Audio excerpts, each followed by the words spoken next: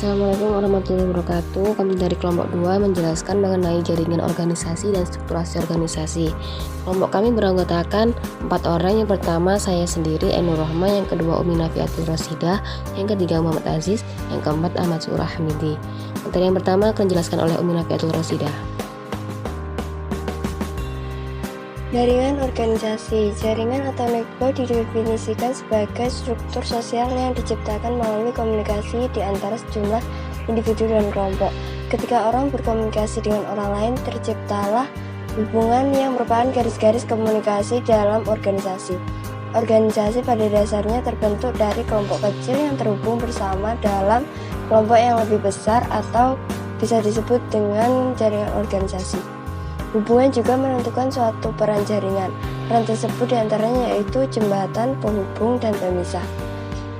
Kualitas hubungan dibagi menjadi 2 oleh para peneliti, diantaranya yaitu bersifat langsung atau direct, hubungan yang dilakukan secara langsung di antara 2 orang tanpa melalui perantara.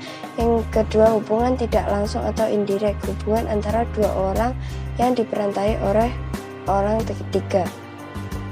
4 ciri kualitas dilihat dari berbagai variabel yang terkait dengan keterhubungan individu dalam jaringan.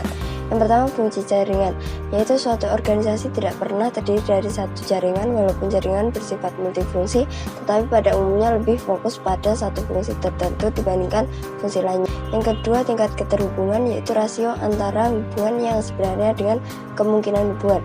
Yang ketiga, sentralisasi dan desentralisasi, derajat keterhubungan antara individu dan kelompok. Yang keempat, derajat pemisah, jumlah hubungan yang terdapat antara seseorang dengan orang lain. Fungsi jaringan dalam organisasi ada 4: mengontrol aliran informasi, menyatukan orang-orang dengan kepentingan yang sama, membangun interpretasi yang sama, mendorong pengaruh sosial.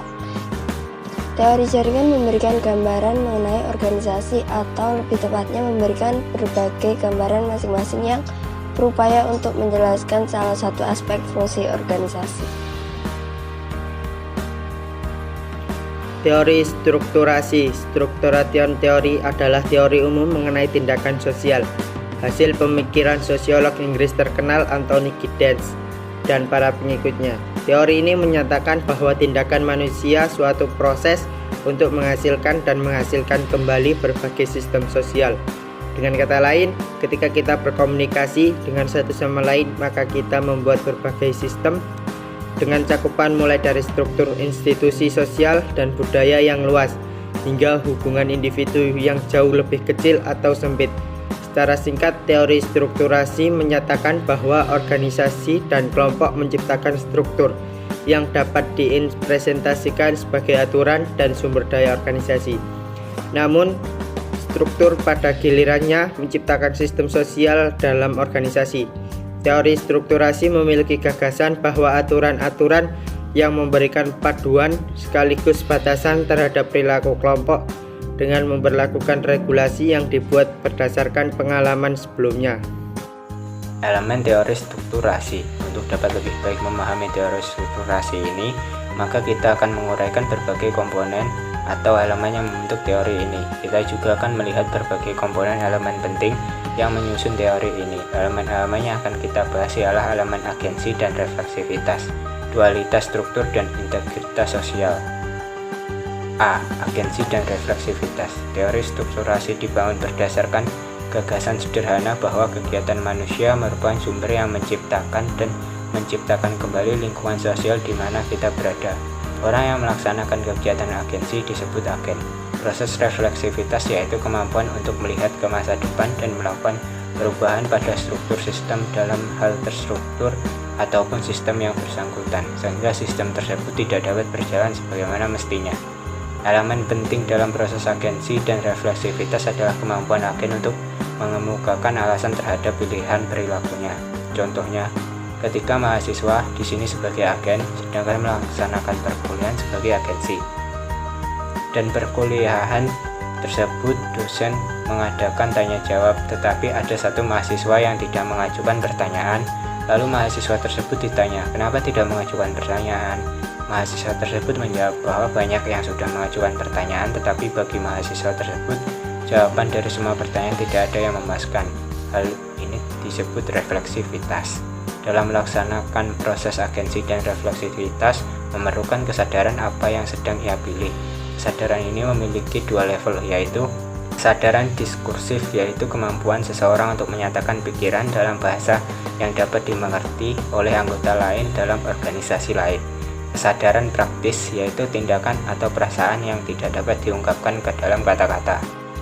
Dualitas struktur. Lalu pada tahapan ini kita akan melihat pengertian atau definisi dari masing-masing elemen yang membentuk definisi strukturasi tersebut yang terdiri dari sistem, aturan, sumber daya, struktur, dan dualitas struktur. A. Sistem didefinisikan mengacu pada kelompok atau organisasi dan perilaku yang dijalankan organisasi yang bersangkutan untuk mencapai tujuannya. B. Aturan rutinitas umum yang dimiliki atau diikuti oleh organisasi atau kelompok dalam mencapai tujuannya. Sumber daya mengacu pada kekuatan yang digunakan dalam kelompok atau organisasi. Organisasi dapat menggunakan dua jenis sumber daya, yaitu sumber daya alokatif, sumber daya yang mengacu pada bantuan materi yang dihasilkan organisasi untuk membantu kelompok atau kulit dalam organisasi guna mencapai tujuan. Sumber daya otoritatif, karakteristik interpersonal yang digunakan dalam proses interaksi. Sumber daya ini memiliki 5 jenis kekuasaan yang digunakan untuk menggerakkannya, yaitu kekuasaan penghargaan, kekuasaan menindas, kekuasaan referan, kekuasaan sah, kekuasaan keahlian. D. Struktur didefinisikan sebagai berbagai aturan dan sumber daya yang digunakan anggota organisasi untuk menciptakan dan mempertahankan sistem sekaligus mengandung perilaku mereka. E. Dualitas struktur. Ada orang dan sumber daya memenuhi dua fungsi dalam organisasi. Anggota organisasi bergantung pada berbagai aturan dan sumber daya untuk membantu keputusan mereka mengenai perilaku atau tindakan yang akan mereka gunakan dalam komunikasi. Namun setiap individu memiliki pilihannya masing-masing sehingga proses ini dapat dinamakan proses dualitas struktur. Interaksi sosial, yaitu perilaku komunikasi timbal balik di antara orang-orang dalam interaksi. Pertama kali anggota organisasi berinteraksi, maka mereka akan memiliki pengetahuan terbatas satu sama lainnya. Dan proses integrasi sosial akan berjalan dengan intensif setiap anggota melakukan interaksi satu sama lain. Pengalaman dan harapan mereka terhadap suatu peristiwa komunikasi, Gideon percaya bahwa strukturasi memenuhi seluruh kehidupan sosial melalui cara-cara yang lebih luas dan dalam serta berpengaruh daripada yang dapat kita ketahui melalui peran-peran pada organisasi dan kelompok. Sebagai contoh, Donald Ellis menunjukkan bagaimana etnisitas juga menjadi bagian atau terlibat dalam strukturasi. Contoh masyarakat minoritas, keturunan atau etnis Cina di Indonesia misalnya, selalu dinilai identik dengan masyarakat pedagang. Etnisitas adalah suatu pengaturan struktural yang diciptakan sepanjang sejarah melalui berbagai tindakan atau praktik di tingkat lokal di seluruh dunia. Gideon percaya bahwa strukturasi selalu melibatkan 3 cara atau 3 dimensi, yaitu interpretasi, moralitas atau tindakan yang sesuai kekuasaan, dan aturan-aturan yang kita gunakan untuk memandu tindakan kita akan mengatakan kepada kita bagaimana sesuatu itu harus dipahami atau diinterpretasi, apa yang harus kita lakukan atau moralitas, dan bagaimana menyelesaikan suatu hal dalam suatu kekuasaan. Pada gilirannya, tindakan kita akan memperkuat struktur interpretasi, moralitas, dan kekuasaan itu. Terdapat 2 cara dalam hal bagaimana suatu struktur berhubungan dengan struktur lainnya.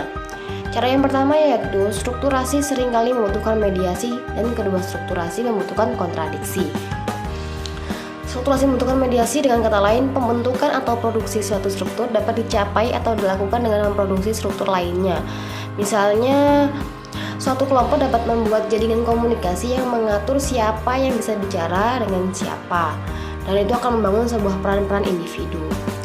Strukturasi membutuhkan kontradiksi, yaitu bagaimana suatu struktur dapat berhubungan dengan struktur lainnya. Di sini produksi suatu struktur mengharuskan atau mensyaratkan produksi struktur lainnya yang akan mengurangi peran struktur pertama. Struktur pertama hal ini merupakan satu hal situasi paradoks yang mengarah pada konflik. Strukturasi komunikasi organisasi. Marshall Scott Paul dan Robert Mach menggunakan gagasan Anthony Giddens dan menerapkannya ke dalam komunikasi organisasi. Menurutnya, struktur merupakan manifestasi dan produk komunikasi dalam organisasi. Struktur organisasi tercipta ketika individu berkomunikasi dengan individu lainnya pada perumpamaan 3 lokasi atau pusat strukturasi, yaitu lokasi konsepsi, lokasi implementasi, dan lokasi resepsi. Anggota organisasi mempertimbangkan iklim ketika mereka melakukan kegiatan sehari-hari, dan setiap organisasi memiliki berbagai macam iklim. Bagian kelompok orang yang berbeda. Dengan kata lain, iklim bukanlah variabel tujuan yang memengaruhi organisasi dan bukan pula resepsi individu terhadap organisasi. Iklim muncul hasil dari interaksi di antara mereka yang berpartisipasi atau memiliki afiliasi dengan organisasi. Pool melihat iklim sebagai suatu hierarki atau strata yang terdiri atas 3 tingkat, yaitu kumpulan konsep iklim kernel dan iklim khusus. Ketiga lapisan hierarki tersebut saling berhubungan secara linier. Satu contoh yang menjelaskan proses ini dapat ditemukan pada perusahaan konsultan, dan perusahaan ini memiliki 2 kelompok karyawan. Kelompok pertama adalah karyawan sudah lama bekerja. Kelompok kedua adalah kelompok karyawan yang baru. Walaupun kedua kelompok ini memiliki konsep atau pengertian dasar yang sama, namun mereka tampaknya mengalami iklim yang berbeda. Dari 4 elemen penting karena muncul pada perusahaan konsultan tersebut. Ada 4 elemen penting. Yang pertama, perusahaan memiliki struktur formal yang kaku dan bersifat membatasi. Yang kedua, kontribusi karyawan terhadap keuntungan perusahaan sangat penting. Yang ketiga, kerja kreatif karyawan lebih dihargai daripada kerja rutin. Dan yang keempat, komitmen karyawan sangat penting bagi suatu perusahaan. Sekian, itu tadi presentasi dari kelompok kami. Apabila ada kurang lebihnya, mohon dimaafkan. Terima kasih. Wassalamualaikum warahmatullahi wabarakatuh.